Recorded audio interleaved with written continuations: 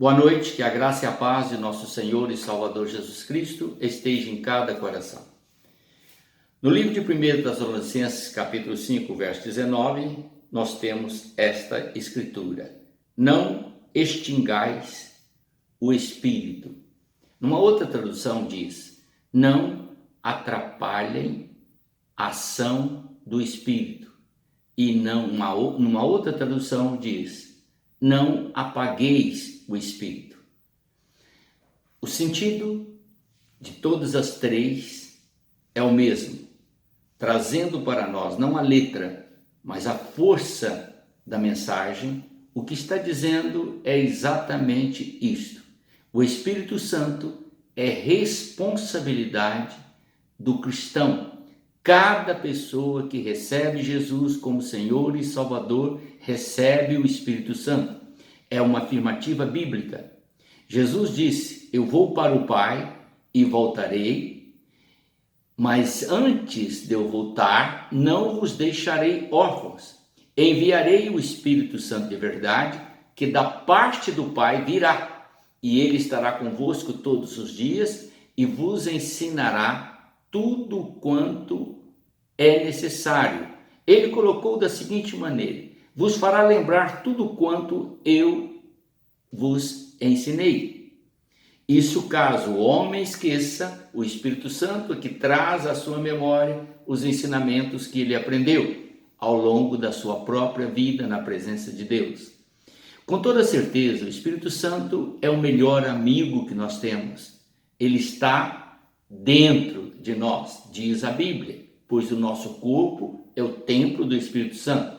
É óbvio que a Bíblia não está falando de todo ser humano, está falando daquele que recebe Jesus como seu Senhor e Salvador, porque a promessa de Jesus não foi também dada a todo ser humano, mas foi dada a todo aquele que professava a sua fé nele na época, e a todos quanto viriam crer nele, segundo a sua própria oração, a todos quanto vierem crer, que sejam um como eu e tu, Pai, somos um. Ao esclarecermos esses fatos, então precisamos entender que o maior privilégio que o ser humano tem é gozar da comunhão com o Espírito Santo de Deus. Só que o Espírito Santo de Deus, ele é santo e não admite o pecado em nossa vida. Portanto, todos os dias, a intenção do Espírito Santo, ou o propósito do Espírito Santo, é nos orientar para uma vida santificada, ou para uma vida em processo de santificação contínuo. Ele vai nos mostrando as coisas que são erradas, para que nós façamos escolhas certas e possamos andar de acordo com a vontade de Deus. Mas conservar o Espírito Santo é algo misterioso. Temos que ir à palavra de Deus para entendermos esse mistério. A Bíblia diz, nos próprios ensinamentos dados pelo Espírito a Paulo, da seguinte maneira: não vos embriagueis com vinho que há contendas, mas enchei-vos do Espírito, dando a entender que nós podemos ter uma porção pequena ou uma grande porção. A Bíblia diz também que aquele que está ungido pelo Espírito, revestido do Espírito, capacitado pelo Espírito, ele faz obras que até os homens duvidam. Portanto, querido, não é algo para você tentar entender com seu intelecto, mas é algo para você aceitar pela fé, pois a palavra do Senhor é a verdade e o que ela nos revela deve fazer com que nós creiamos e assim possamos crescer a cada dia na graça, no conhecimento, no temor, no amor e em santidade para com o nosso Deus. Mas para que nós tenhamos o Espírito em proporção, em ação diária junto conosco, nós temos que fazer algumas coisas importantes. Então vamos lembrar aqui. A primeira coisa é que todo crente que precisa, que deseja realmente ter uma vida vitoriosa, uma vida de santidade, ele precisa reconhecer que tem o Espírito Santo. Você não pode ser um membro de igreja e ficar pensando, eu não sei se eu tenho o Espírito Santo de Deus. Porque ter o Espírito Santo, querido, é um ato de fé na pessoa santa do Senhor Jesus. Volto a repetir. Paulo disse, todo aquele que recebe Jesus como Senhor e Salvador é batizado no Espírito Santo.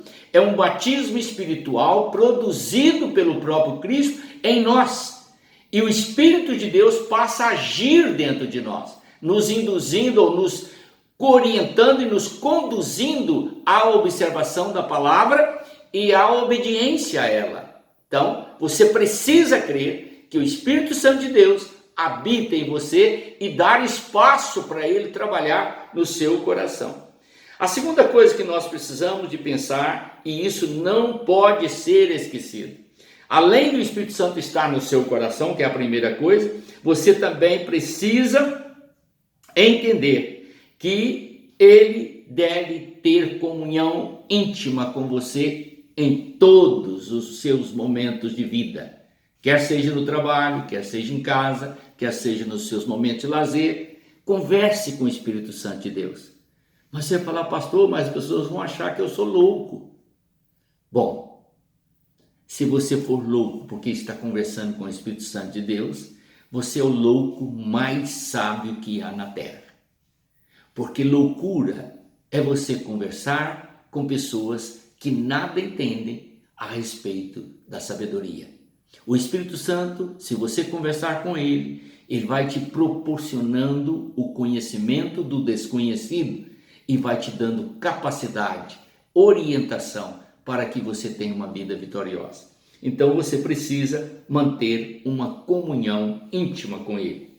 Também você deve reconhecê-lo como aquele que habita junto com você.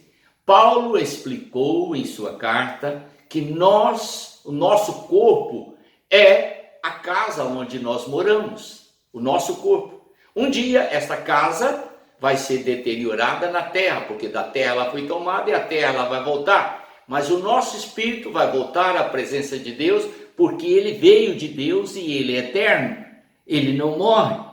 Então preste atenção, querido, para que você entenda, o Espírito de Deus, que foi enviado por Jesus Cristo, ele vem morar dentro da nossa casa, junto conosco.